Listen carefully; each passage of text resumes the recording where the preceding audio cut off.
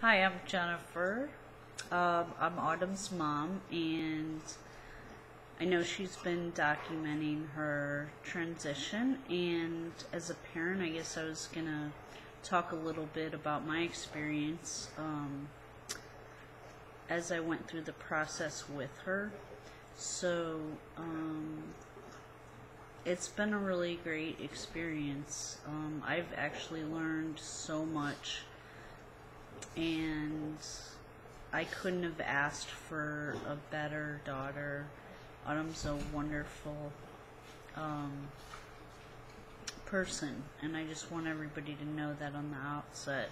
Although I think you guys can see from her videos that she really has a good heart, and I just really wanted to talk about, kind of from start to finish, what my experience was with her being transgender and everything that happened. So I think I always had thought that I had a gay son because I noticed some things when Autumn was a young teenager. Back then she had started asking me to shop in like the Gap and other stores, but she wanted to pick out women's clothes and girls' t-shirts and things like that, and I thought that maybe that was an indication that at the time, that she was gay, but I wasn't sure what to think of it at all. And I do have a brother that's gay, and I have a cousin who is as well, but I would never in a million years was thinking transgender. I was just thinking, looking back, that she had never seemed to be interested in typical boy type toys or games or things like that. She just wasn't like that. And I grew up with three brothers, and I'm a tomboy myself, really, so I kind of like the rugged outdoor activities and things like that. And I just noticed that she just wasn't into anything that made me think that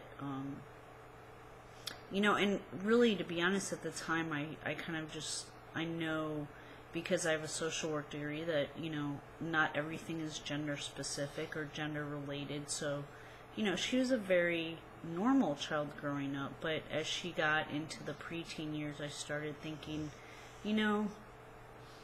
maybe there's something else going on, but I wasn't sure what it was. And then I remember I was sitting at my kitchen table when Autumn was 14, and this is before she went through anything in terms of transitioning. And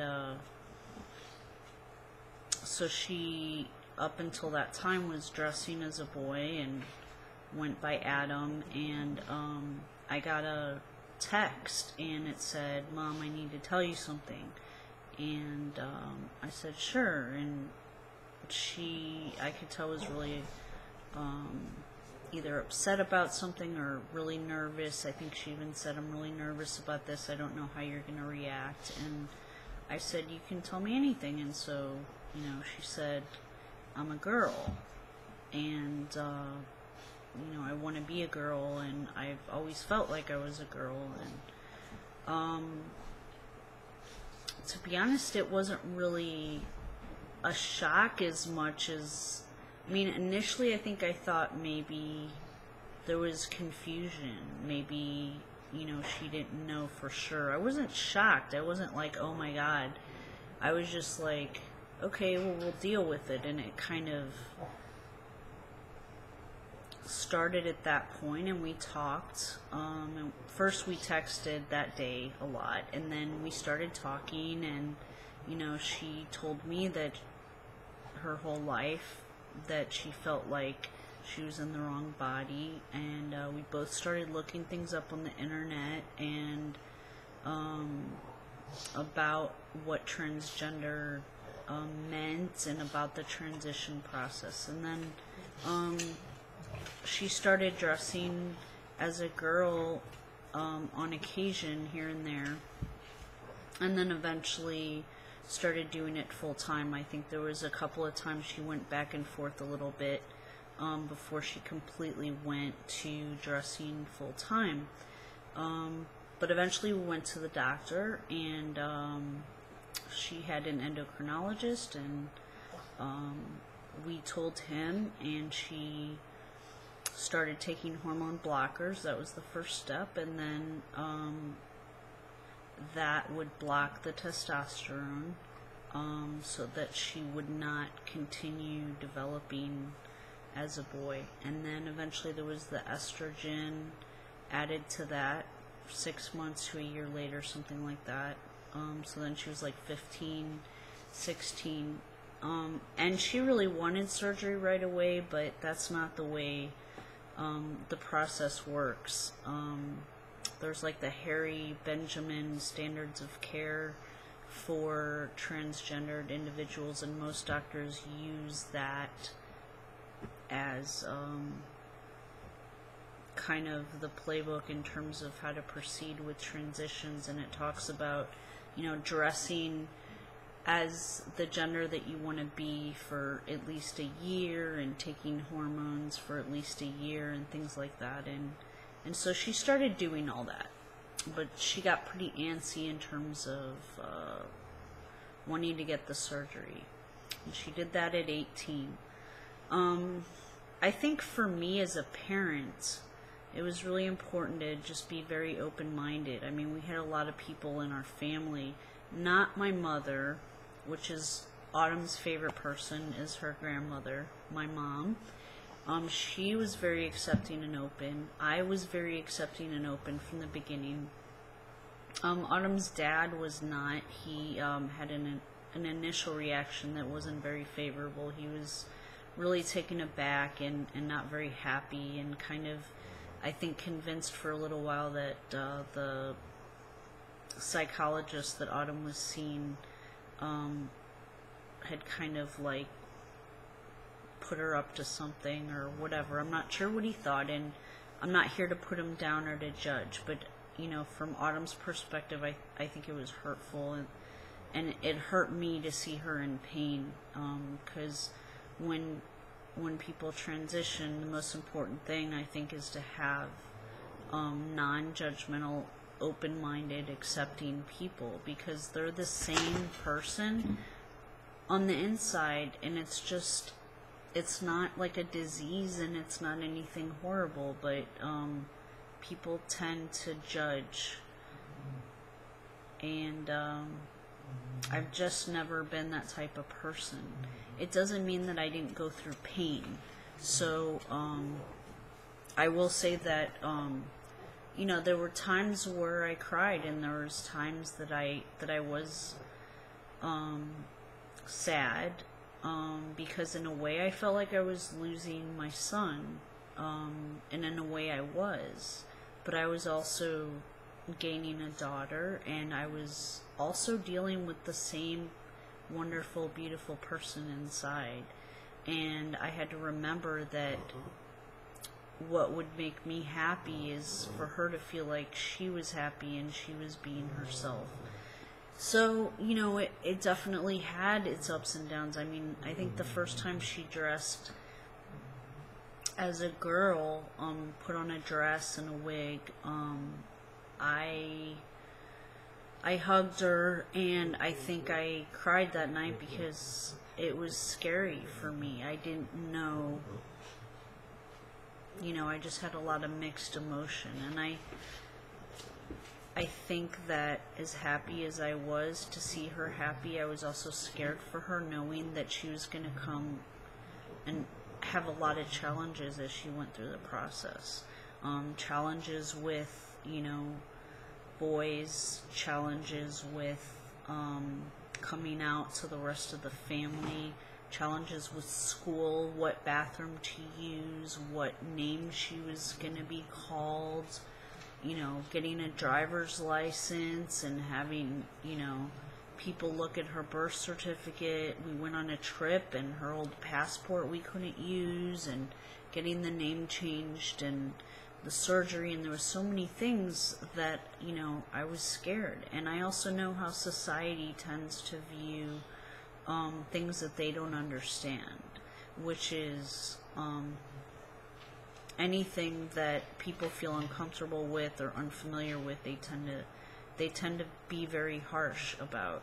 And so I knew that she was going to be facing those challenges, but I was willing as a parent to walk through that with her every step of the way, and that's exactly what I did. And I hope that,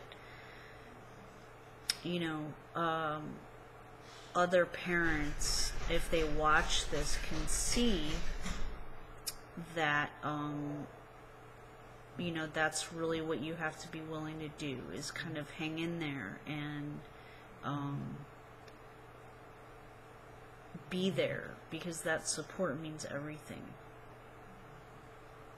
Her dad eventually came around. My side of the family, other than my mother, I have 3 brothers and a father, and they were very,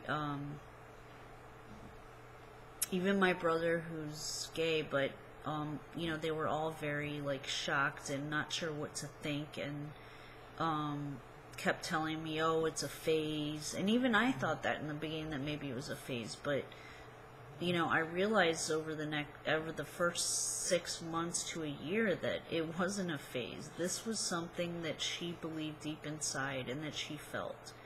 And so it was kind of cool in that she was being herself, and I was allowing her to do that. And I think parents just need to be patient, because it is a step at a time, and you don't go through everything, you know, within the first few months. I mean, it takes time. And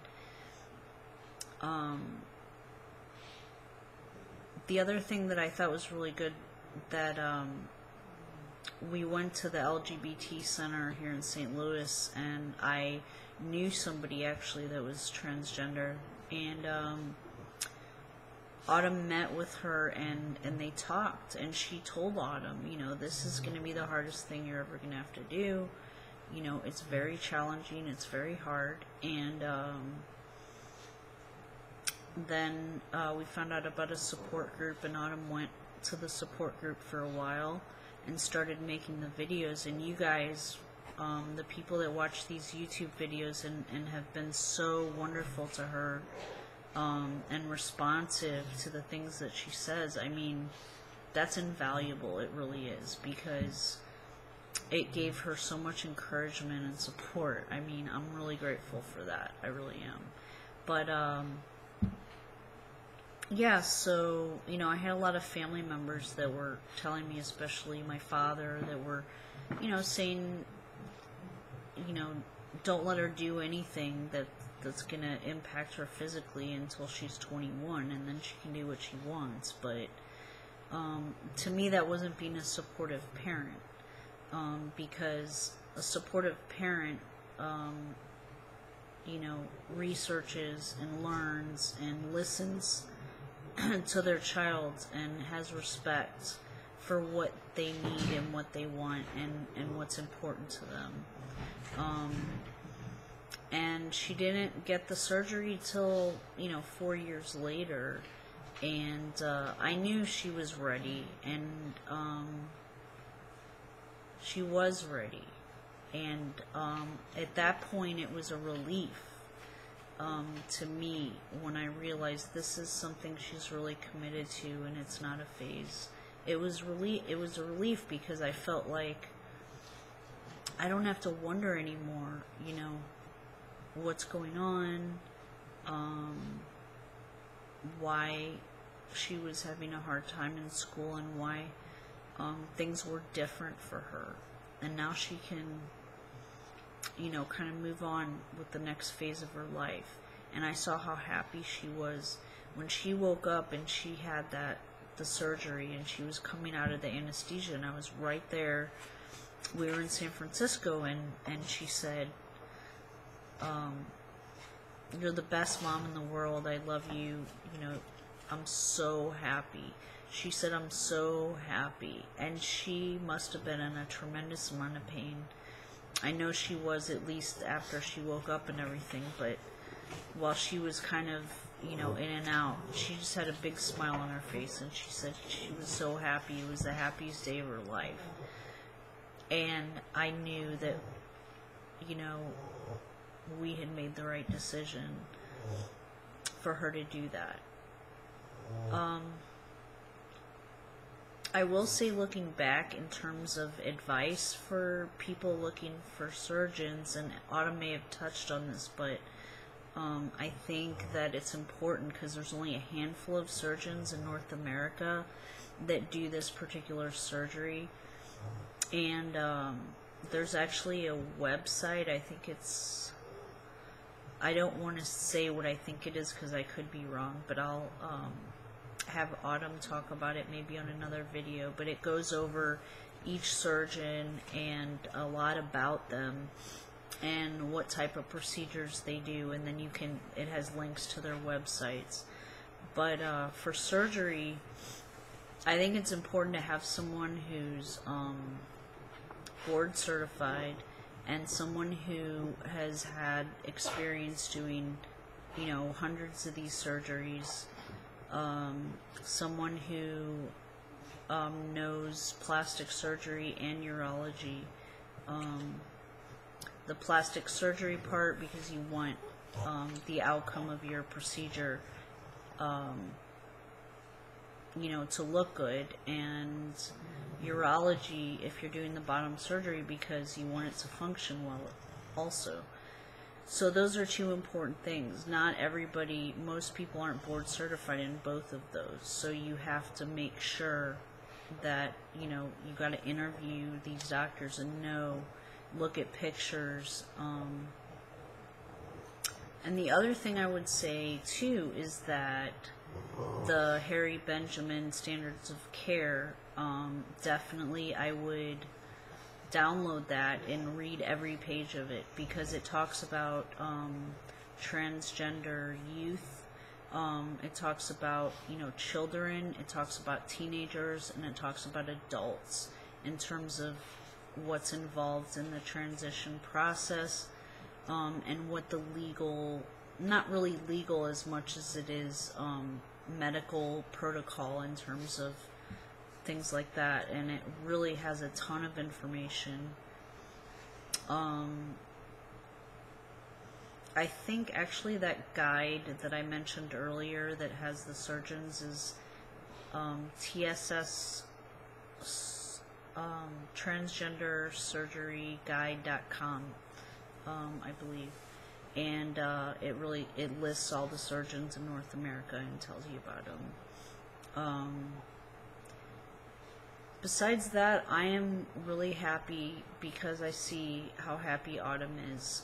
My biggest fear for her too was that she would not be able to find someone in life as a partner, because I had a fear that, every time she told a boy or a guy that she was transgender, that they would run for the hills and couldn't handle it. And she does have a boyfriend now who knows, and he's very compassionate, and he's very open, and he is a really sweet person. And I think that's all it takes, is someone who's a good person, someone who is non-judgmental, someone who is wanting to get to know who the person is, and not caught up with everything else, because that really doesn't mean a whole lot, in my opinion. So I think there's definitely hope. I think that there's someone out there for everyone, no matter what your history is, no matter what you look like, no matter what's going on with you. So I think that's a great takeaway as well, because I know that's probably a fear of a lot of people going through this transition, is well, what if no one accepts me? Well, a lot of people have accepted Autumn, and a lot of people love Autumn because of who she is, not what gender she is, or what gender she's changed to. So I think that's really important. There's a lot of hope There's a lot of resources for people. Look for support group. There's parental support groups as well. I personally have not been to one, but I know they're out there. I've seen them online, and especially in places other than Missouri, they're gonna have a little bit. You'll have more of a selection. Kind of in the more conservative states, there isn't as many options for support groups, but I know they have some online and they have some forums as well. But I just want to thank everybody so much for being supportive of Autumn. And if you have a parent who is, curious and you're transitioning, or you want a parent's perspective, please pass this video on to anyone who's interested. And you can also post any comments you want or questions, and I'll be happy to answer those. Thank you very much for listening, and I wish everybody good luck.